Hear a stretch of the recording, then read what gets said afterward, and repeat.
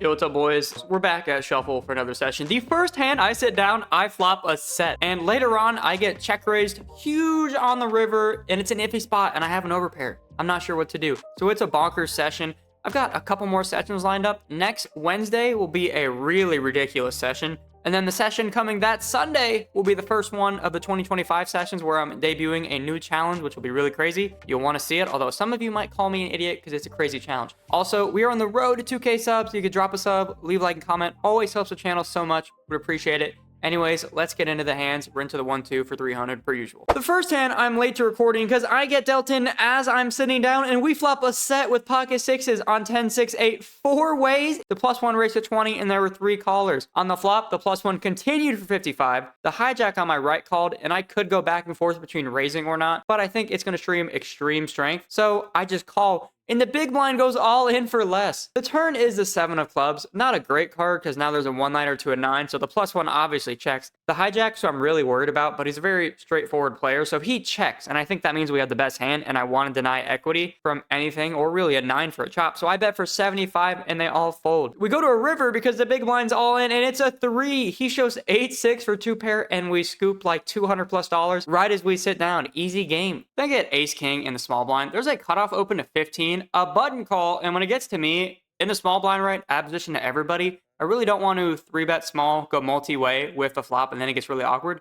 So I size up to 65, and the cutoff and the button fold, which I guess isn't the worst thing. We get 30-something uncontested. We then look down at pocket kings from the button. The +1 raises to 15, and when it gets to me, I 3-bet to 45, and only she calls. The flop is 9-6-3 rainbow, so that's a really good board, but the +1 disagrees. She leads into me for 45. This is kind of weird. I actually think this is indicative of a worse overpair a lot of the time, so I just put in the call. The turn is the 7 of hearts, a really nice card. That's just a brick. This lady is not opening 9-7, something like that, so she's got a set or an overpair. I don't think it's a draw, and she continues for 75. There might be some merit in raising here. If she does have 10s through queens, she might not be willing to fold, but again, I think I know exactly where she's at, so I just put in the call. The river is the queen of diamonds. Don't love that card because one of the hands we're putting on now has a set, but she checks to me, and now I'm like 99% certain she's got 10s or jacks and is really not wanting me to bet. So what do? I size down a little bit. I think a bet of $70 is going to get called, so that's what I do. In comparison to the pot, I don't think she can fold because although it's extremely strong, like I shouldn't have many queens, so I really should have an overpair or somehow nothing. She puts in the call. We win another massive pot after she mucks. You'd love to see it 3 for 3 on the day. This is one of those sessions where I just see a lot of pretty and premium hands consistently. And boy, those sessions are the most fun. I don't know about you guys. I open up 7-8 of hearts to 15 and get a bunch of callers to a flop of 9 king queen with 2 hearts. The big blind just lead jams for 30. And when it gets to me, obviously I stick in the call and we're going once. He tells me he thinks I'm ahead. Obviously I'm definitely not ahead. So we go to a run out and this is what happens. Unless you have a really small plus draw. That's pretty good. Ah, you're good. Are you sure? Yeah, you're good. I didn't get it on camera, but he shows king 8 offsuit, which is definitely good. So this next hand, I've got to preface this. Basically, the last 3 hands before this hand has started, I've folded random crap, but I've like flopped the nuts. I'm talking dinky straights, 2 pair trips, and then turning into boats. I've just been running extremely hot and folding. I told the guy on my left, hey dude, I'm getting in pre-flop no matter what. I'm going to jam if I need to, and I meant it. The big blind is a guy that I really don't want to be messing with when he opens an early position as I straddled on the button. He opens a 15. There are 3 callers. He's only got like 80-ish in his stack, and I'm running scorching hot right now. And unless he has an overpair or a really big king, which is a huge part of his range, we should be good to go for a 3-bet to try to isolate. Maybe he'll even fold. So I 3-bet huge to 75. I didn't think he was going to fold, and he doesn't. He jams for 87. I put in the call, and this is what happens. You're way ahead, probably. I went monkey mode. Oh, that's not good. Uh-oh. It should too. Oh, no.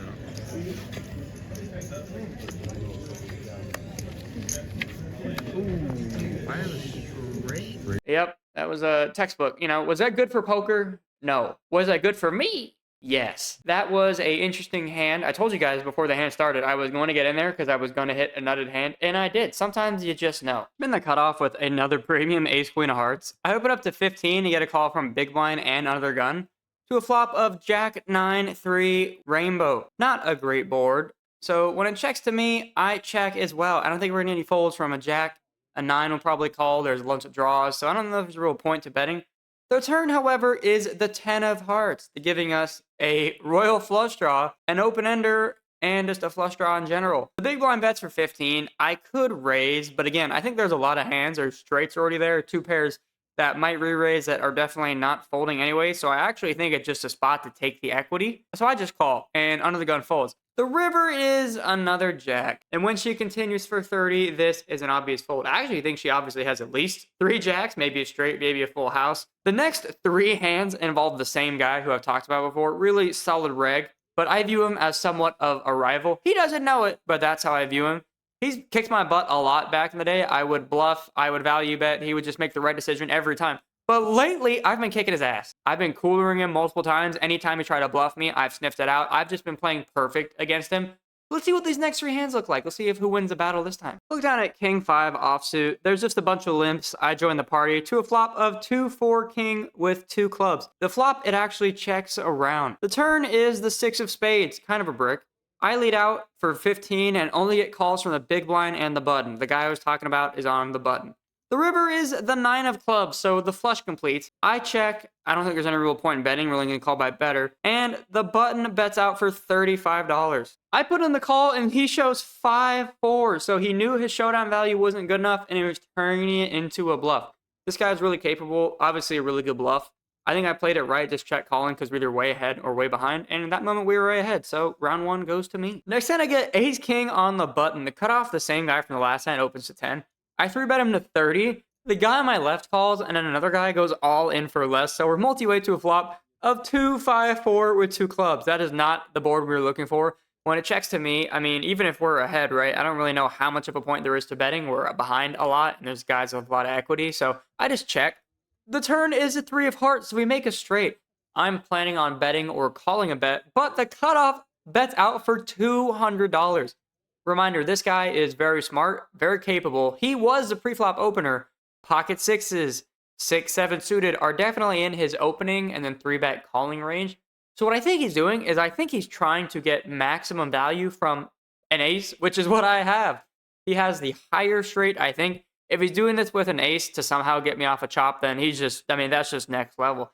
But I think he really has a 6. So although we have a straight, the bet is just too big and too milky. I just put in the fold.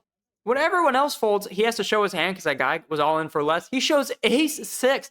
So we had the straight on both ends, and he was trying to milk us. Really happy with the fold. So currently the scoreboard is Chris 2, really nice guy who's a really good player and has done nothing wrong, but I've beaten him today multiple times, 0. But now he's going to take his best shot. Let's see what happens. He's in the low jack and opens to 10. I don't know why I've been so late to recording all these hands today, but apparently I was. I 3-bet him again to 30. I 3-bet him 3 or 4 times today. He's probably not super thrilled about it. Just he calls. The flop is 5 deuce 4. That's very similar to last hand, but this time we have the overpair. And I see bet for 35, and he puts in the call. The turn is the 8 of diamonds. This is a guy that I can just see him checking, me betting, and me facing a really awkward check raise, simply because he knows the board favors him, and we're both really deep. So I don't really want to be putting in a ton of money, although yes, against a lot of people, this is a 100% bet to deny equity. So I just check for pot control. The river is the 5 of spades, so the top card on the flop paired. I don't love that, but when he checks to me, I think it really just does have 2 overs that were sticky on the flop and not wanting to fold. So maybe going for some value against a good ace high or some pocket pair like 6s or 7s. I bet out for 30. I did not expect what happens next. He check raises to 130. This is one of the reasons I don't love playing against this guy, is he's always going to put you to the test. There's not a lot of free hands, as you've seen in the last 3 hands. He bluffed on the river, made me fold a straight on the turn, and now I'm put in a weird spot again. Now, what does he have here? Is he really trying to tell me he has a 5? And after I checked the turn, he checked the 5 to me on the river. From a spot standpoint, this makes no sense. I think he would lead the 5. And as we learned last hand, he can open with a 5. Ace-5 suited is a lot more convincing than ace-6. Does he have a straight? This board is just really innocuous. From a bluff standpoint, I mean, you tell me there's not a ton of straight draws on the flop at all. I really think the only bluffs he has are just random overcards like Jack, Queen, King high that realize they're not good. I've had this same spot happen 3 times lately, and I've made the same decision each time. And I'm going to make the same one right here. I put in the call, and he shows pocket threes. That's right. I've just like had a magical like realization lately that every time I get check raised on a river against a capable player that makes no sense, it's always just showdown value that doesn't think they're good. For those of you that saw the Copa Club session, remember that guy that check raised me to 85? Huge sizing, didn't make any sense on the river. What did he have? Second pair in the flop that realized by the river he was no good.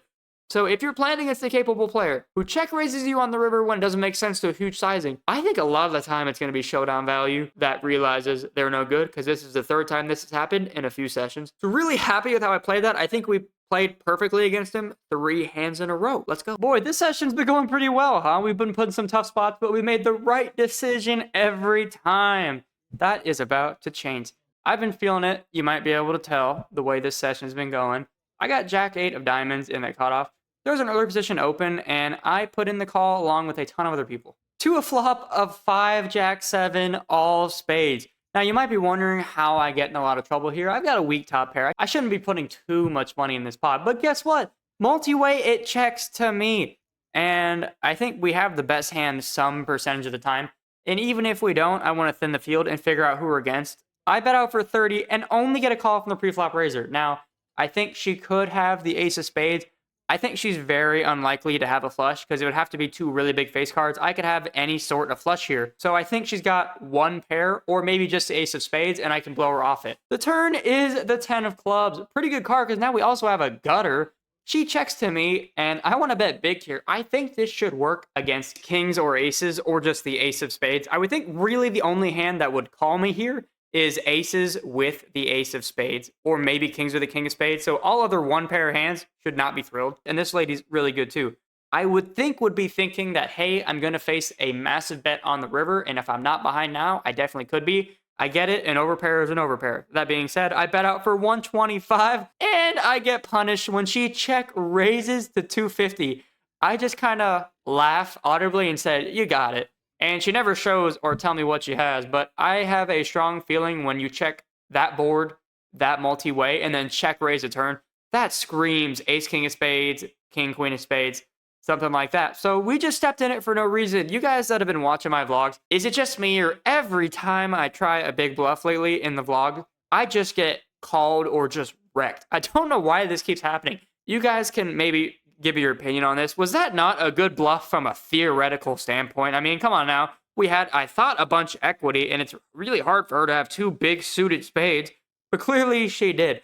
So that ends the session. Without that hand, we would have almost left with a $1,000 stack, so that's a shame. In for 300, out for 759 in like 4 hours. So still a decent win above a buy-in. Ton of fun. Sorry about the camera angle. Normally I get the 7, the 3 seat, something like that, but it wasn't available this time, and I really don't like the 4 or the 6. As I said, 2 crazy sessions coming out on the 15th and the 19th. The 15th almost rivals that session from the Houston room that was absolutely bonkers, and then the 19th is just all over the place. Just huge hands, bunch of cool stuff. So anyways, I'm Chris, and I'm out. Thanks for watching.